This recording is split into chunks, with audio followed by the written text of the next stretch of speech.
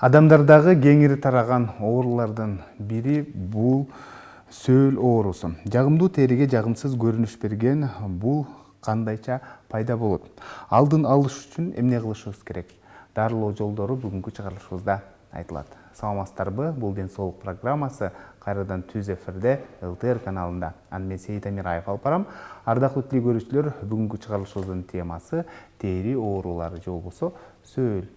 Дал ушул тема боюнча эгерде сизде да кандайдыр бир суроолор болсо, сөзсүз түрдө программа учурунда байланышка чыксаңыз болот. Байланыштын телефондорун 082 код аркылуу 55732 жана ошондой эле WhatsApp номер дагы иштейт 0508 87 88 97 номер.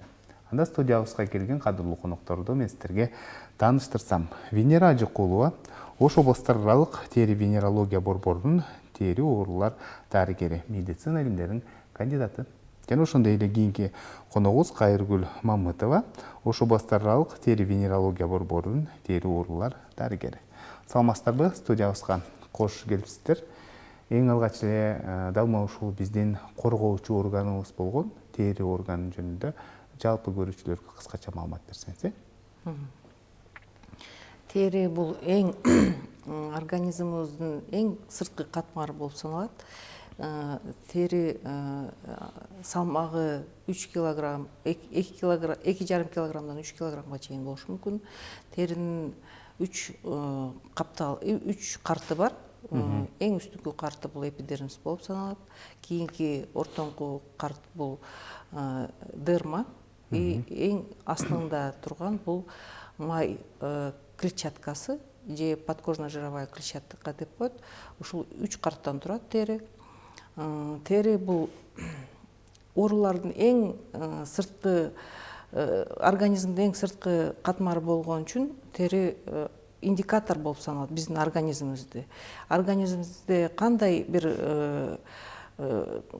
бир оорулар же кандайдыр бир жылыш боло турган болсо, патология пайда боло турган болсо териге чыгат. Ошондуктан бардык ички органдар кандай жабыркаса, тери ошону билдирип турат. Жакшы. Демек, териде өзгөрүүлөр бул адамдын организмине байланыштуу болот экен да? Организмине байланыштуу жана организмде иммунитетке да байланыштуу болуп саналат. Демек, иммунитет төмөндөп кетсе, организмде кандайдыр бир зат алмашууда бузулуулар болсо, сөзсүз түрдө териде кандайдыр бир белгилер байкалат. Мисалы, айталы, териде көбүн эсе кандай оорулар кезигет? Теринин оорулары көп да? Өтө көп. Теринин оорулары өтө көп. Эң часто тез катталуучу оорулардын бири бул кычыткы оорулары, котур оорусу, ириң оорулары болушу мүмкүн, анан аллергия оорулары дагы. Эми алардын катарында мына азыр айтылып кеткендей сөөл оорулары дагы аз эмес. Жакшы. Мына ушул адамдардын терисинде сөөл бул эмнеден улам пайда болот? Сиз жооп берсеңиз. Адамдардын организм ушул теринин үстүндө көбүнчө адамдын иммунитети түшкөндө, кээ-бирки ошол өнөкөт оорулардан кийин пайда болушу мүмкүн. Сахарный диабет, ушулардан кийин көбүнчө иммунитет түшкөндүктөн сөөл оорулары пайда болот. Сөөл оорусу бул ошол теринин бүтүндүгүнүн бузулушунан пайда болот да. Мисалы, ошол териде жаракат пайда боло турган болсо, же болбосо бир кесикчелер, ар кандай жаралардын негизинде сөөл жугат. Бул жугуштуу оорулардын катарын толуктайт. Ошондуктан ар бир адамдын өзүнүн өздүк гигиенаны сакташ керек. Мисалга ала турган болсок, ошол учурашканда же болбосо перчаткилерден, ар кандай адамдардын буюмдарынан жугушу мүмкүн. Андан сырткары ошол эле коомдук жайларда, мисалы бассейн, мончолордон дагы жугуп калышы мүмкүн. Кандайча жугуп калат? Жугуу жолдорун айтып берсеңиздер. Жугуу жолдору ошол жаракаткан негизинде пайда болот. Мисалы, ошо териде жаракат боло турган болсо, жара пайда боло турган болсо, ошол аркылуу вирус жугуп калышы мүмкүн. Оорулуу адамдан суу адамга.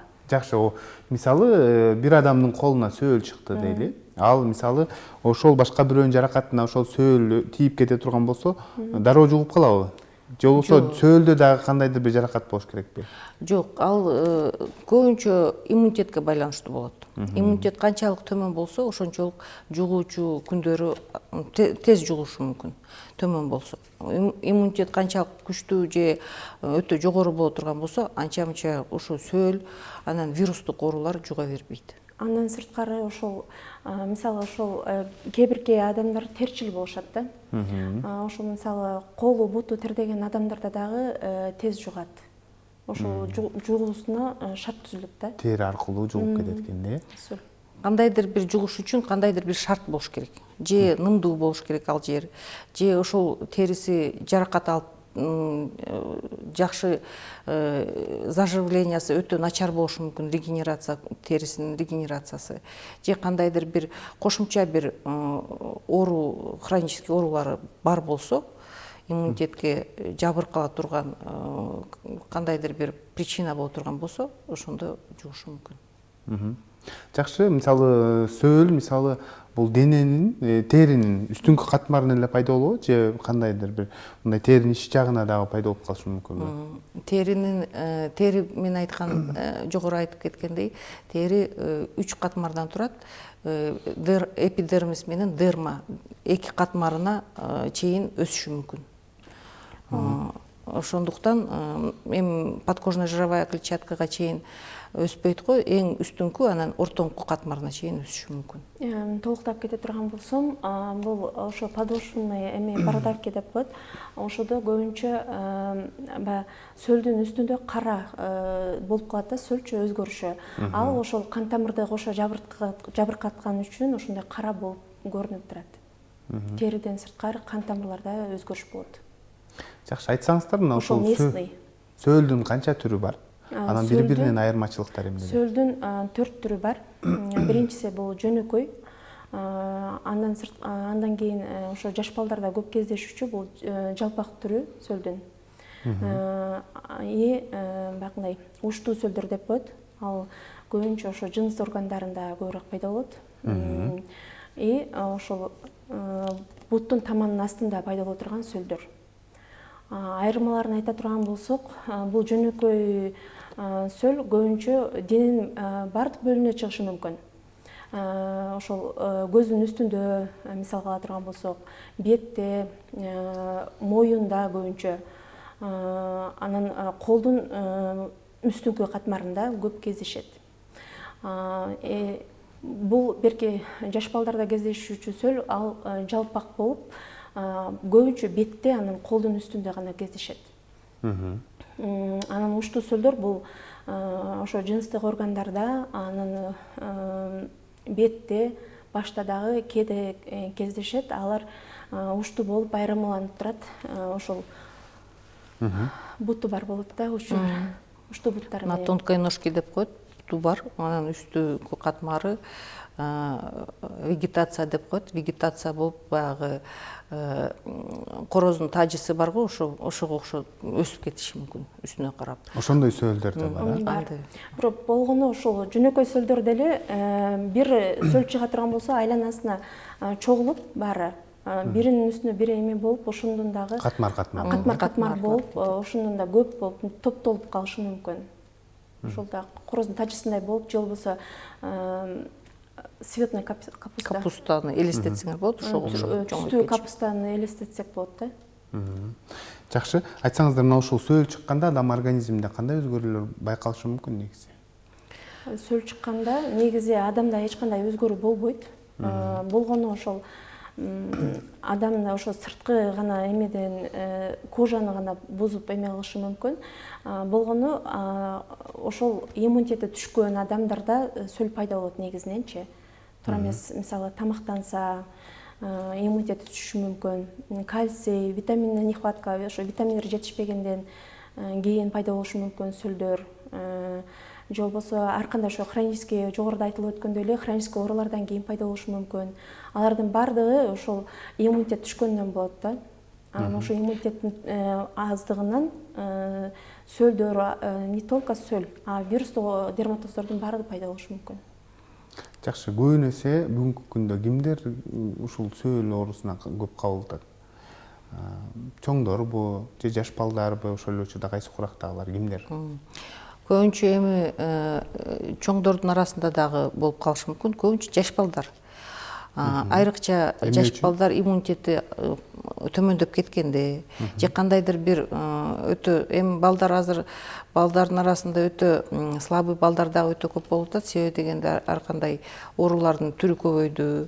Тамак аштын туура эмес тамактануусу, балдардын тамактануусу, анан стрессовый фактор деп коет. Стресс дагы көптөгөн бир ооруларды жаратат. Ошондуктан ошо сөлдөрдү дагы стресс дагы сөлдөргө дагы кандайдыр бир таасирин тийгизет. Эми жаш балдардын арасында сөлдөрдүн обыкновенный бородавки же подошвенный бородавки көп болот, көп кездешет. А сөлдөрдүн мына остроконечный кандиломы деп коет, ал чоңдордун жыныстык катмарга барганда же кандайдыр бир жугузуп алышы мүмкүн аларды. Анан дагы бир сөлдөрдүн вирустук оорулардын дагы бир түрү бар, бул опоясывающий лишай деп коет, вирус простого герпеса деп коет. Алар вирустук оорулар, алар дагы мына сөлдөрдүн бардыгы вирустук ооруларга кирет. Алардын катарында ушул опоясывающий лишай деп коет. Анан вирус простого учук оорулары дагы вирустардын бир түрүнө кирет. Алар дагы иммунитет түшкөндө, чоңдордо, анан жаш балдарда дагы кездешип турат. Жакшы, негизинен сөөлдөр биз билебиз да, көбүн эсе катуу болот да. Негизде катуу болобу же жумшакта түрлөрү барбы? Жумшак түрлөрү бар. Ал папиллома менен сөөлдүн айырмасы эмне? Папиллома бул өңүнөн да айырмаласак болот. Анан негизи жайгашуусунан деле айырмаласа болот. Андан сырткары ошол сөлдөр көбүнчө жаш балдарда катуу же юношеский возраст деп коет, ошол убакыттарда чыгышы мүмкүн. А мына жумшак силер айткан папиллома деген бул чоң адамдарда көбүнчө кездешет. Фиброзный элемент деп коет. Анда уже организмдин чоң адамдын иммунитетин жабыркашында же кандайдыр бир хронический өнөкөт оорулардын көбөйүшүндө пайда болушу мүмкүн. Жакшы, кийинки суроо телекөрүүчүдөн келиптир. Саламатсыздарбы? Мен 33 жаштамын. Мага дейт учук көп чыгат дейт.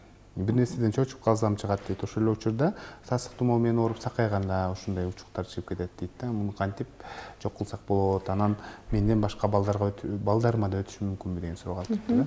Бул негизи бул вирустар өзүнө мындай ооруйган болсо кийин кайталабайт деп эч ким кепилдик бере албайт. Себеби алар вирустар өзүнө иммунитет вырабатывать этпейт да. Ошондуктан бир ооруган адам иммунитети түшкөндө, ушул азыр жогоруда өзү деле айтыптыр, качан грипп болгондо же болбосо стрессти алганда, травма алганда, ушундан кийин ушинтип кайталап турат негизичи. Буларга мисалы вакциналарды ала турган болсок, вакцина алган убакта бир 15 жылга чейин кайталабашы мүмкүн ушул герпестер. Бирок ошол убагы келгенден кийин кайра эле дагы ревакцинация деп коебуз. Кайрадан дагы алыш керек, эгер чыкпаш керек болсо. Атайын вакциналар барбы герпес вирусуна? Герпес вирустарга бар, папиллома вирустарга. Аз сөлдөргө бирок азырынча жок. Мына ушул сөөлдөр боюнча да келиптир. Саламатсыздарбы дейт. Мен сөөлдөр көбүн эсе колдорума чыгат дейт да. Анан кээде жоголуп кичирейип калгандай болот, кээде кайра чоңоюп калат дейт да. Бул негизи кетеби кетпейби деген суроолор калат. Сөлдөр негизи кетет. Бул сөөл мисалы кээде эле оорутуп койбосо, мисалы кээде оорутпайт эле экен дагы, анан ага адам көнүп калат экен, жүрө берет экен да. Бул иммунитет менен байланыштуу болот. Көбүнчө иммунитет жогоруласа, сөл өзүдөн өзү деле жоголуп кетиши мүмкүн. Анан витаминдердин, микроэлементтердин жетиштүү болгондо дагы сөл өзүдөн өзү жоголуп кетиши мүмкүн. Бирок иммунитет өтө төмөндөп кете турган болсо сөлдүн количествосу көбөйүп анан өтө сөл кайсы жерлерге чыгат? Көп урунду жерлерге чыгат. Колдо боло турган болсо көп ошол урунду жеп тез ошол жер микротравма болуп турган жерлерге көбүнчө тарайт. Анан иммунитети өтө төмөндөп кете турган болсо, ал сөлдөрдүн саны дагы көбөйүшү мүмкүн. Ошондуктан сөл пайда болгондо кандайдыр бир убакыт таап атайын адиске кайрылыш керек. Жакшы, мындай дегенде суроо калтырыптыр. Кайсы тери оорулары дейт ушул сөлдү пайда кылып коюшу мүмкүн дейт. Бирок бири-бирин коштоп жүрүшү мүмкүнбү? Негизинен тери оорулары сөлдү пайда кылбайт, бирок ошо жогоруда айтылган мына учук, андан сырткары ошо контагиозный моллюска, ушул баары вирусный оорулардан сөл да коштолуп жүрүшү мүмкүн. Бирок кандайдыр бир тери оорусунан кийин сөл пайда болбойт. Контагиозный моллюска. Бирок дагы бир айтып кете турган нерсе, бул кайсыл оорулар коштоп тургандардын ичинен бул ВИЧ-инфекция коштоп турушу мүмкүн сөлдү. Себеби дегенде ВИЧ-инфекцияда иммунитет өтө төмөндөйт. Иммунитет жабыркаган учурда сөлдөр чыгышы мүмкүн. Ооба. Жакшы, контагиозный моллюска деп калдыңыз да, бул кандай? Бул да сөлгө окшош болобу негизи? Ооба, сыртынан караганда сөлгө окшош болот, бирок ортосунда чуңкурчасы бар, анан жумшак болот. Анын эмеси сөлдөн айырмасы, сөл бул катуу болгондуктан эми контагиозный моллюска бул жумшак, анын ичинде творожный выделениясы болот да, кандай десем. Айран сымал бөлүнмөсү бар болот. Айырмасы. Сөлгө караганда бул жумшак болот, сырты жылтырап, глянцевый болуп жылтырап турушу мүмкүн. Анан мындай кытыша турган бир симптомдору пайда болуп калышы мүмкүн. Анан кытышканда ал чоңоюшу мүмкүн. Чоңоюп, анан тарашы мүмкүн. Анан көбүнчө ал мына контагиозный моллюска деп айтып атабыз. Бул контагиозный моллюска көбүнчө жаш балдарга жугушу мүмкүн. Көбүнчө мына садиктерде, мектептерде, анан мектептер, анан залдарда болушу мүмкүн. Спорт залдарда. Көп залдарыбыз, анан кандай мындай маттар жакшы обработкага кирбеген үчүн ошондо жугушу мүмкүн. Жакшы, саламатсыздарбы? 1 жаштагы баланын сөөлүн дейт кантип кетирсе болот деген суроо калтырыптыр да. Мисалы, мына кичинекей балдарга деле сөөл пайда болуп атат да. Мунун бирден бир себеби сиздер иммунитеттин төмөндөшү деп айтып бердиңиздер да. Жаш балдарда көбүнчө биз сөзсүз бул дарыгерге кайрылыш керек. Биринчиден дарыгерге кайрылып, ал жерден диагностика коюп, андан кийин дарылоого мүмкүн. Жакшы. Мисалы, үй бүлө мүчөлөрүндө бирөөсүндө сөөл бар дейли. Анан экинчи адамга жукпаш үчүн ал кантип коргонуш керек? Өзүнүн личный гигиенасы болуш керек. Өздүк гигиенаны сактаса, ошондо жукпайт. Сүлгү, ошол эле личный гигиенасы да бар, кийимдер, ушулардан жуп калышы мүмкүн. Анан сөлдөрдүн пайда болушуна көбүнчө иммунитеттин жабыркашына көбүнчө курттардын пайда болушу, организмде курттардын түрлөрү көбөйгөндө дагы сөл пайда болушуна түрткү берет. Ошондуктан адиске кайрылып, адистен кандайдыр бир лабораториялык анализдерге жөнөтүлүп, анан көзөмөлгө алынып дарылаш керек. Негизи эле бул ошол вирустук оорулардын пайда болуусу тамак аштын, туура эмес тамактануудан да пайда болот.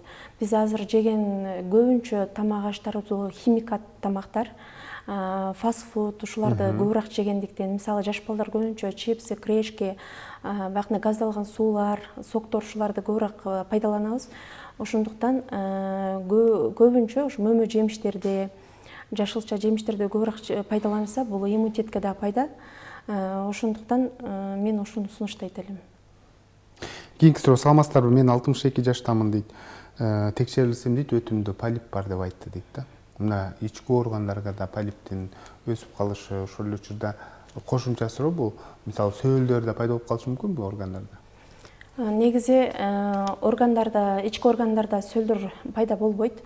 Болгону бул ошол гортань деп коебуз, тамакта, анан көздө пайда болушу мүмкүн. А так болгону териде болот көбүнчө. Жакшы, өттөгү полип боюнча. Эми өттөгү полип бул эттин өсүшү да. Эттин өсүшү бул дагы бир кандайдыр бир иммунитет жабыркаган үчүн же кандайдыр бир ошо өттүн туура эмес өт кайсыл убакытта жабыркайт? Туура эмес тамактанганда же стресс учурунда дагы өттүн жабыркашы көп кездешет. Жакшы, санитардык нормаларга өзгөчө көңүл буруш керек деп айтып калдыңыздар да. Анан биз мисалы санитардык нормага баары көңүл бурган менен кээде мындай капыстан деле болуп калышы мүмкүн да. Мындай учурда мисалы байкап калсаң, эгерде анын ушундай сөөлү жараталып, сага кармап калган болсо, кандайдыр бир ыкмаларды пайдалансак жукпай калышы мүмкүнбү? Эмне кылсак болот тез арада ичинде? Көбүнчө ошол колду тез жууп турууну сунуштайбыз.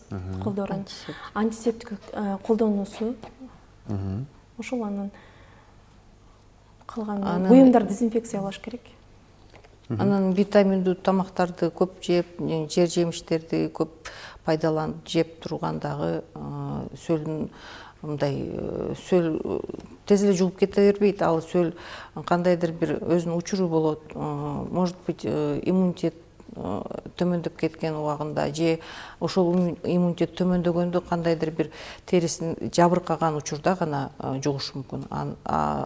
Же ошол тери өтө жумшап же тердеп турган учурда жугушу мүмкүн. Мындай кол кармаганда иммунитети жакшы болсо анда жуга бербейт. Саламатсыздарбы? Атам 50 жашта, сөөлдөрү көбөйүп жатат дейт. Эмне кылуу керек деген суроо калтырыптыр да. 50 жашта боло турган болсо, негизинен биринчиден дарыгерге кайрылуусу зарыл.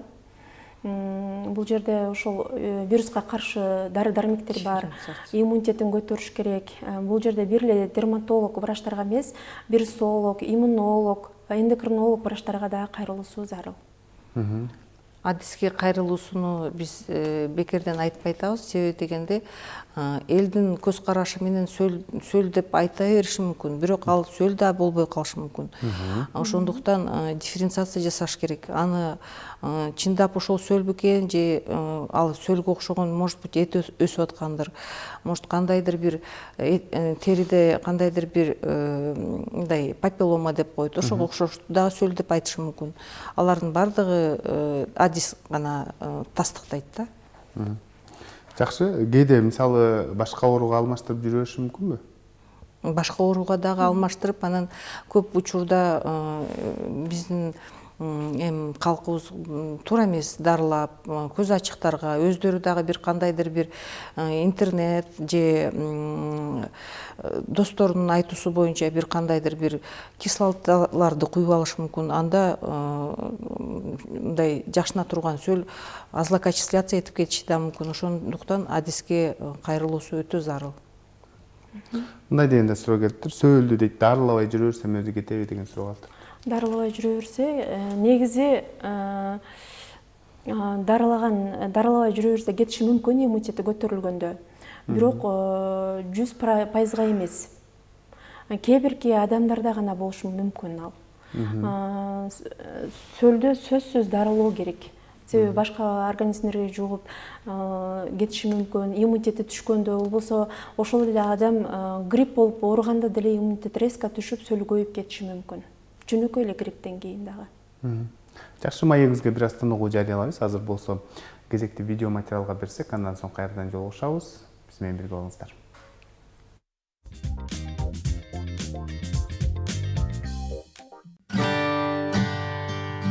Тери денени сыртынан каптап турган организмдин тышкы таасирлерден сактайт. Теринин жалпы орточо салмагы 2 кг. Адамдын терисиндеги жалпы терилерди топтосо 3 метрге чейин жетет. Териге эң керектүү витаминдер булар А, С, Д, Э витаминдери. Орточо жаш курактагы адамдын териси болжол менен 1000 жолу жаңыланат. 1 минутада биздин денебиздеги терибизден 40 миңден ашуун өлгөн клеткалар бөлүнүп чыгат.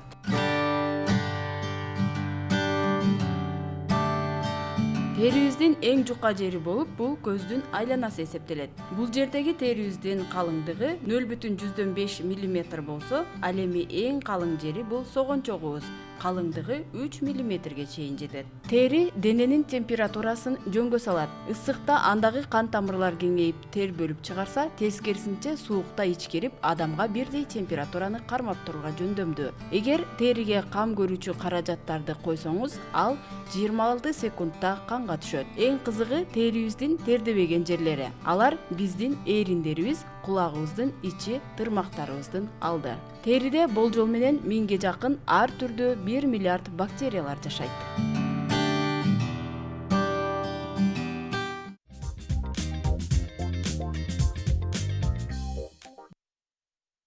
Урматтуу теле көрүүчүлөр, сиздер Ден соолук программасын түз эфирде көрүп жатасыздар. Бүгүн биз тери оорулары жана сөөл деген теманын айланасында маектешип жатабыз. Эгерде сиздерде кандайдыр бир суроолор болсо, сөзсүз түрдө байланышка чыгыңыздар. Байланыш үчүн телефондор 038 код аркылуу 55738 жана ошондой эле WhatsApp номери дагы иштейт 0508 87 88 97 номер. Сиздерден биз суроолорду күтүп калабыз. Маегибизге кайрылып келсек, негизинен тери тууралуу кызыктуу маалыматтарды уктук. Мына ушул терини биз кантип алып жүрүшүбүз керек, кантип териге кам көрүшүбүз керек. Биз көбүн эсе мисалы анчайын деле маани бербей коебуз да. Качан гана териде өзгөрүүлөр болуп, бир нерсе байкала баштаганда анан кийин тынчсыздана баштайбыз да, же болбосо оорутуу болгондо дегендей да. Терини кантип карашыбыз керек? Көбүнчө ошол витаминдүү тамактарды жешибиз керек, андан сырткары витаминдерди колдонуп туруубуз керек.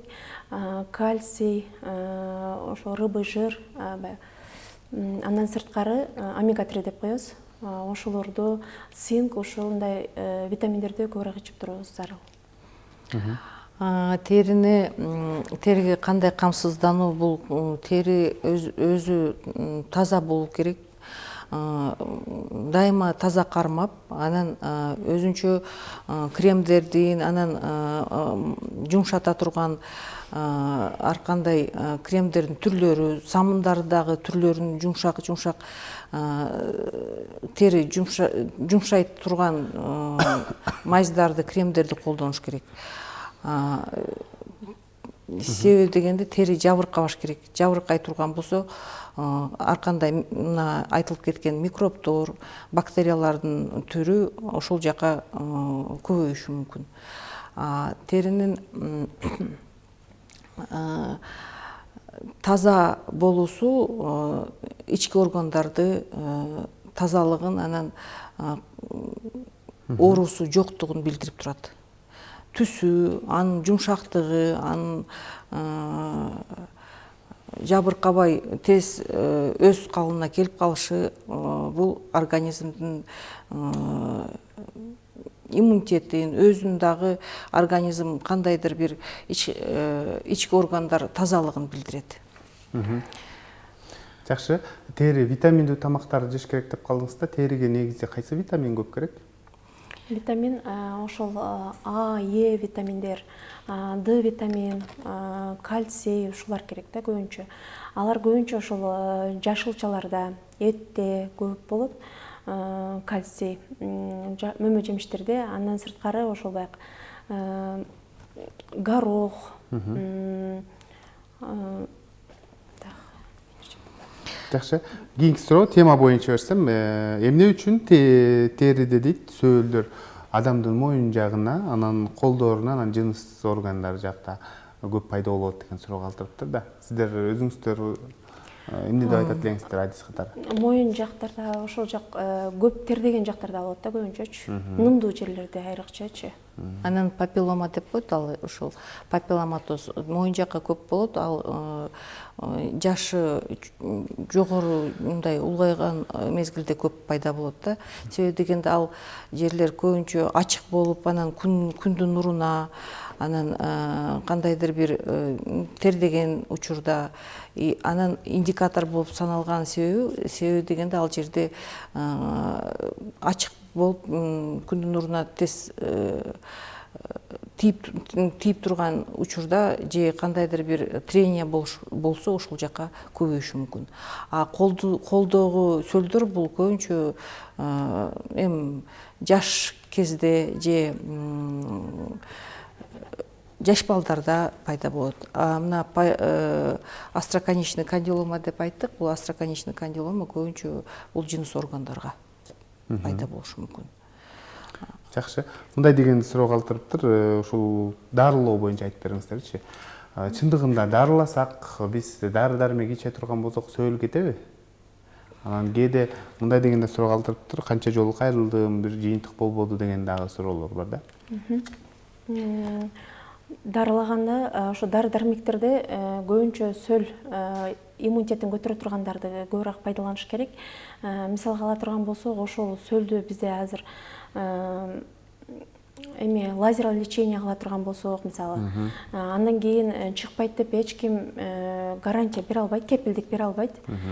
Себеби ал ошол эле вирус өзүнө иммунитет бөлүп чыгарбагандыктан кайра жабыркап калышы мүмкүн.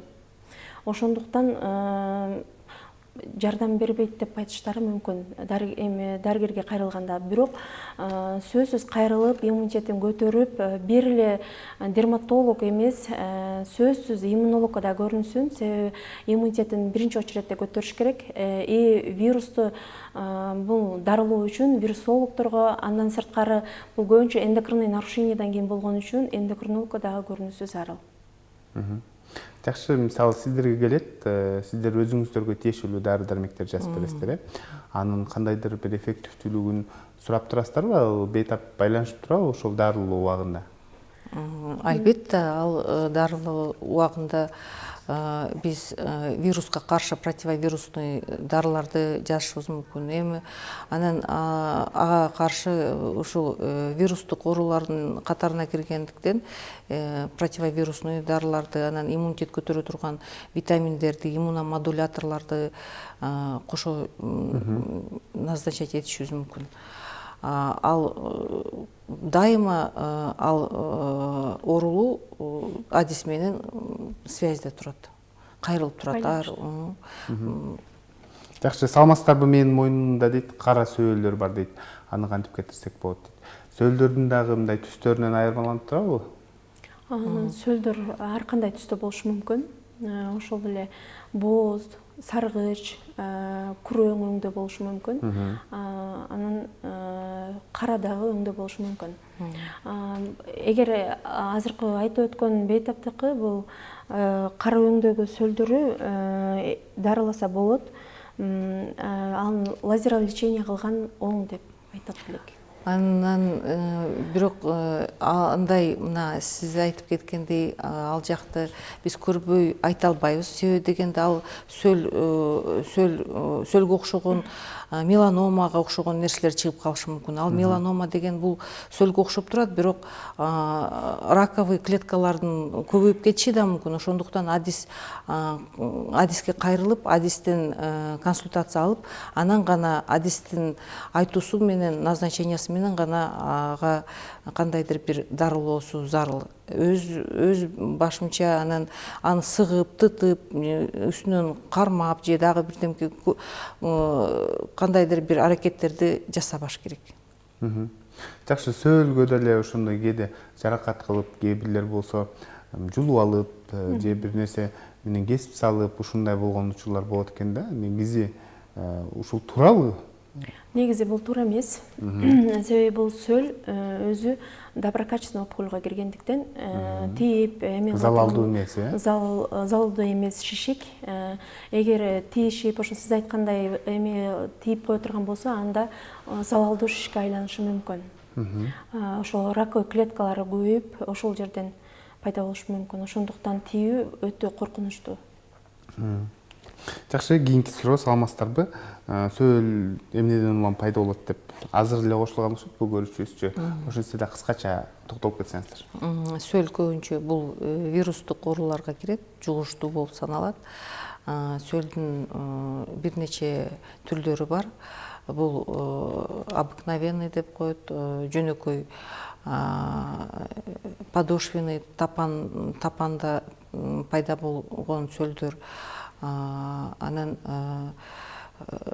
остроконечный кандилома деп коет, сөлдүн дагы бир түрү, жумшак жерлерге чыгуучу сөлдөрдүн бир түрү. Ушул сөлдөрдүн түрлөрү.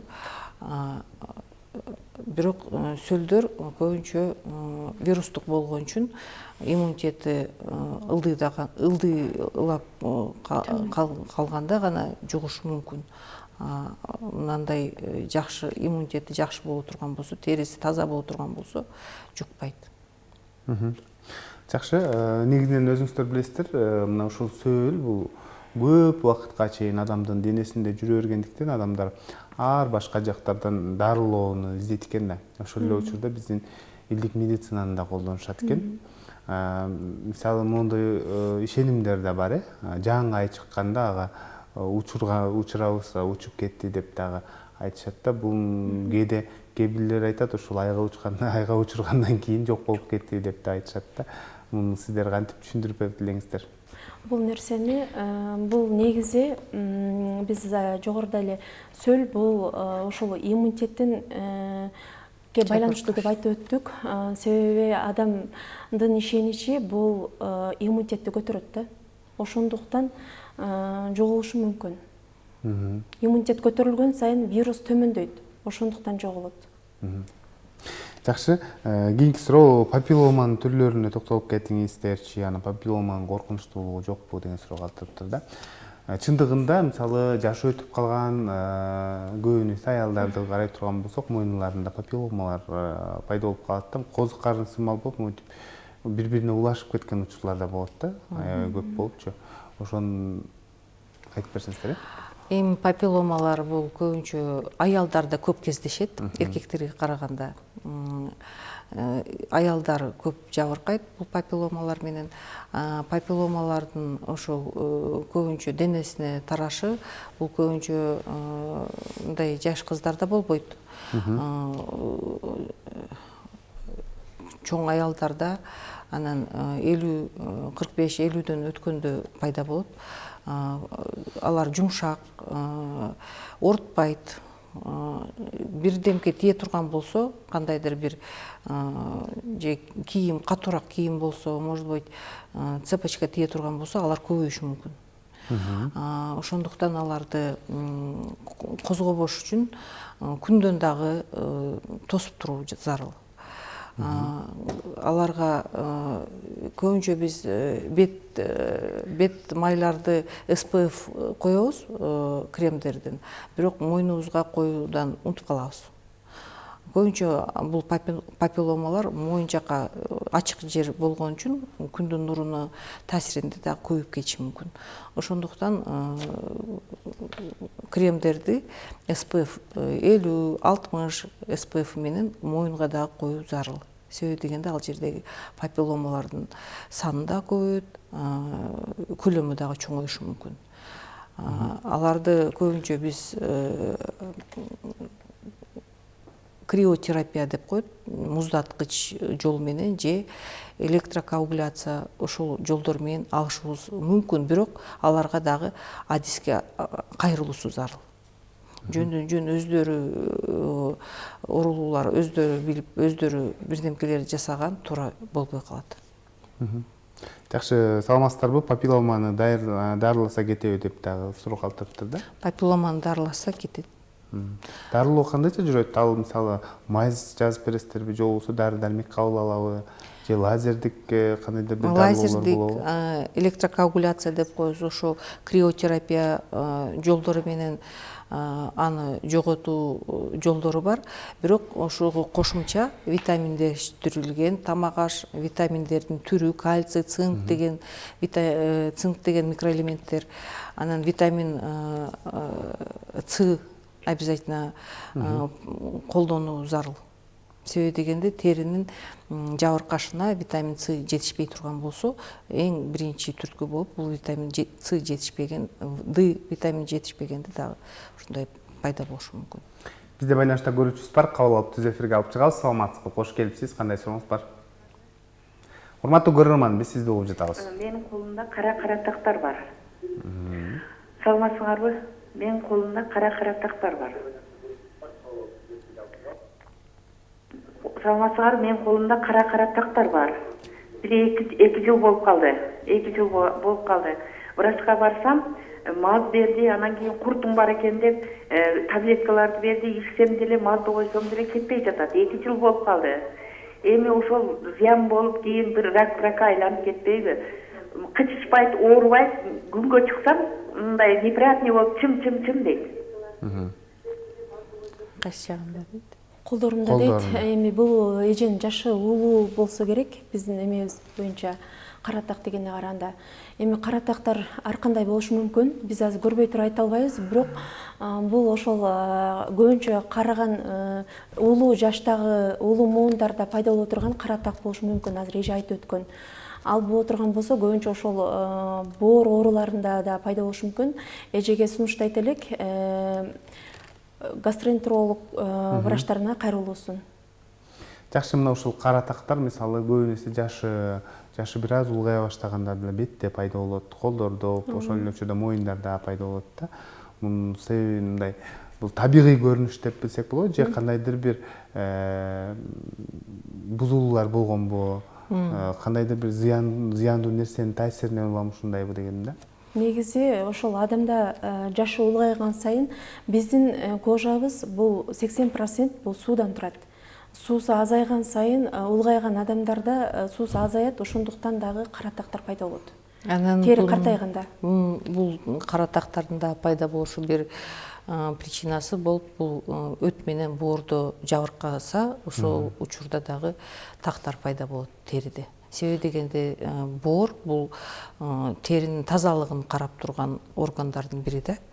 Ошондуктан боордо кандайдыр бир өзгөрүү боло турган болсо, көп адамдарда, өтү жок адамдарда каратак пайда болушу мүмкүн. Себеби дегенде нагрузка боорго келгенде ошондо каратактар пайда болушу мүмкүн. Ошондуктан гастроэнтеролог, анан гепатологдорго дагы бир каралып, бир консультация алып коюш керек. Бизде байланышта көрүүчүбүз бар, анда кабыл алып түз эфирге алып чыгабыз. Саламатсызбы, кош келипсиз, кандай сурооңуз бар? Саламатсыздарбы? Биз сизди угуп жатабыз. Тери оорулар боюнча суройм дегем. Алло. Айта бериңиз сурооңузду. Витилиго боюнча дарыласа болобу, ошо жөнүндө айтып кеттиңиздерчи. Рахмат. Витилиго оорусу жөнүндө кыскача маалымат берип, анан дарыласа болобу ушул токтолуп. Витилиго деген оору бул негизи дарыласак болот. Көбүнчө ошол биз 100%га кепилдик бере албайбыз, бирок жаш организмде көбүнчө дарыласа болот. Эми витилиганын пайда болушуна дагы ар кандай себептер пайда болуп калышы мүмкүн. Себептердин арасынан эми бул организмде курттардын көбөйүшү же кандайдыр бир айтып кеткендей боорду жабыркашы же кандайдыр бир ашказан ичегиде бир кандайдыр бир илдет пайда болгон болсо, ал дагы витилиганын пайда болушуна дагы таасир берет. Ошондуктан витилиганы көп обследованиядан өтүп туруп, андан кийин дарылоо зарыл, бирок 100%га кепилдик жок. Аны жоготуп беребиз деп, мурдагыдай терини пайда кылып беребиз деп айта албайбыз. Жакшы, негизинен мына ошо тери ооруларында да бүгүнкү күндө ар кандай биодобавкаларды сунуштагандар да көп болот экен да. Ошол эле учурда чөп дарыларды ичип, ушундан сакаясың деп дагы айтып келишет дейт да. Бул канчалык деңгээлде пайдасы бар? Сиздердин мындай жумуш практикаңыздарда ошол нерсеге мындай душар болдуңуздарбы, туш келдиңиздерби? Негизинен мен биодобавкаларды колдонбойм. Бирок биодобавка деген бул ошол эле биз колдонуп жаткан дары-дармектерге кошумча дарыланып дарыласа болот. Андан жардам берген бейтаптар бар. Көбүнчө Венера Сатыбалдиевна колдонот биодобавкаларды. Анан бизге дагы рекомендация берип турат, колдонсоңор болот деп. Биодобавкалардын түрү бар. Биодобавкалардын ар кандай чыгуу, ар кандай мындай результат алгандан кийин гана мындай көп адамга сунуштаса болот. Бирок ар кандай биодобавканын азыр түрлөрү көбөйүп кетти. Американский, корейский, ар кандай производстводагы биодобавкалар көбөйүп кетти. Бирок аларды өтө илдеттик менен, өтө кылдаттык менен карап сунушташ керек. Себеби дегенде бардыгына эле биодобавкалар мындай жакшы таасирин тийгизе бербейт. Жакшы. Жогоруда айттыңыздар да, негизинен ар кандай майздарды жазабыз, ошол эле учурда вируска каршы дары-дармектерди жазабыз. Мына ушул дарылануу канча убакыт жүрөт? Анан канча убакыттан кийин мисалы бул биздин ыкмабыз таасир бербейт экен, эми башка ыкманы менен дарылаганга аракет жасайлы деп ушинтип сунуш берип каласыздар. Көбүнчө маздарды бул 1 ай ичинде коюп келүүсүн сунуштайбыз.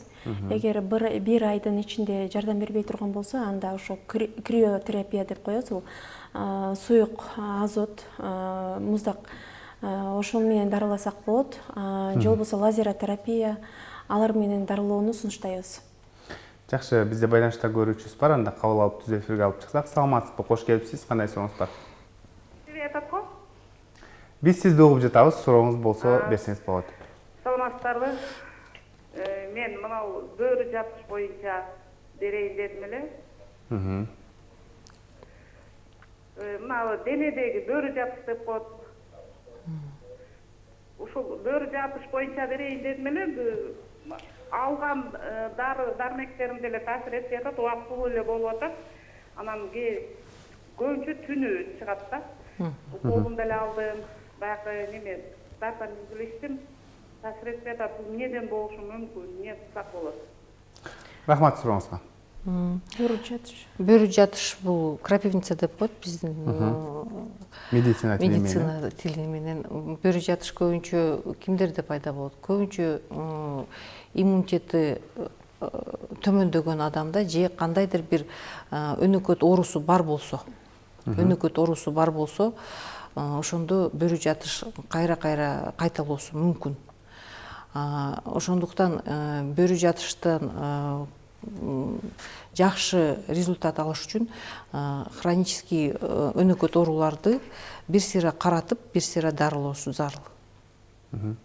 Жакшы. Андан сырткары бөрү жатыш оорусу бул өнөкөт жана острый деп коебуз. Курч жана өнөкөт деп коебуз. Эгер өнөкөт ошол башка оорулардай эле, мисалга ала турган болсок, ошо стресске кабылганда, же болбосо сууга өткөндөн кийин, ар кандай эже айтып өткөндөй хронический оорулары боло турган болсо, ошондо кайталап турат да, хронический оорусучу. Курч оорусун ошол бир сразу ошо дарыгерге кайрылып дарыланса, ошондон кийин кайталабайт. Бөрү жатышты убагында дарылабаса, анын жабыркашы дагы осложнениясы бул отек-кыйынкиге айланып кетиши мүмкүн. Отек-кыйынки болгондо анда ооздун челик кабактары дагы шишип, тамактан дагы аба өтпөй асфиксия деп коет. Ошого окшогон осложненияларга жабыркашы мүмкүн да. Ошондуктан адиске кайрылып дарылоону убагында алыш керек.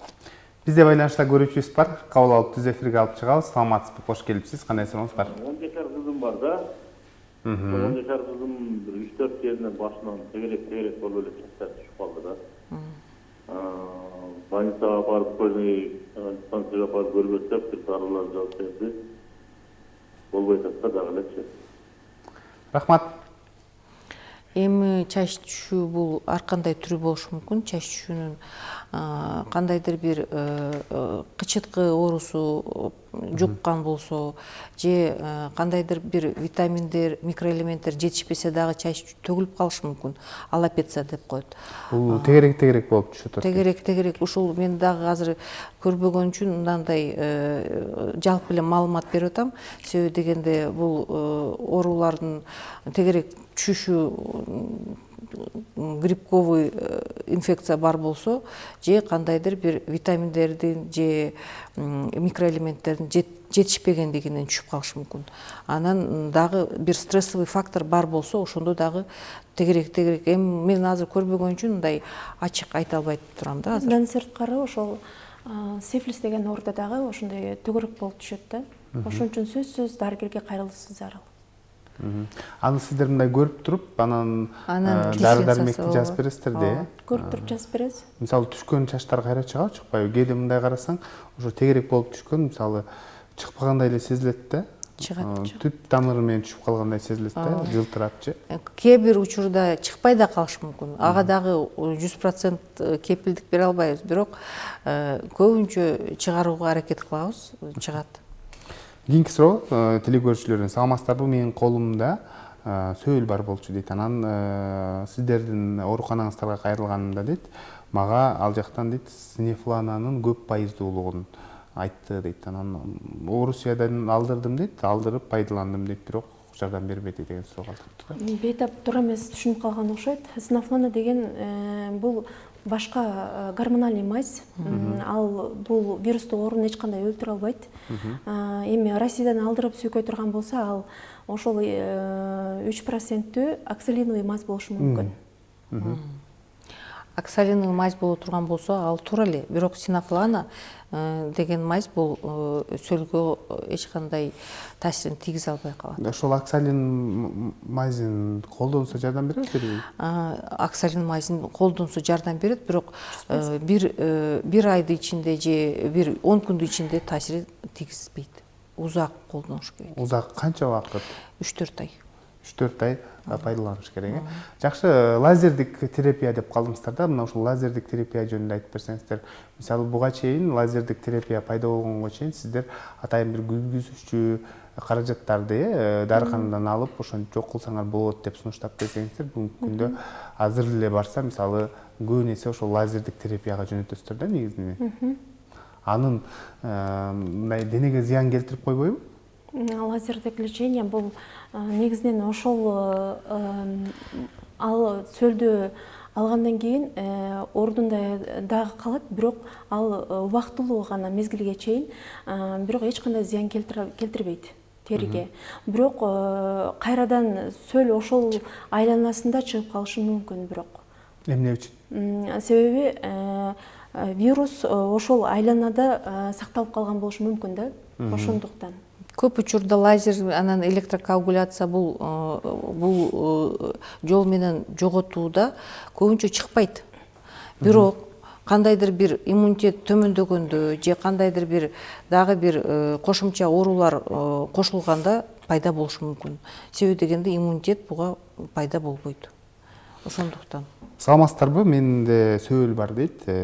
Сөөл ушул колтуктун астында, денемде көп жерлеринде бар дейт. Анан ошол учурда менин балдарыма да пайда боло баштады дейт. Айрыкча кызымдын дейт, ушу бетинде көп дейт да. Анан азыр бир нерсени майздарды алып коюудан дагы кооптонобуз, бетте нерсе болсо дейт, мындай так болуп калабы деп ойлонобуз дейт да. Сиздердин сунушуңуздар деп калтырыптыр. Адиске кайрылышыбыз керек. Биз азыр мен эч бала дагы менен энесиндеги сөлдү айырмалаш керек. Себеби деген дифференциация жүргүзбөсөк, аларга бир кандайдыр бир дарылоону азыр айта албайбыз.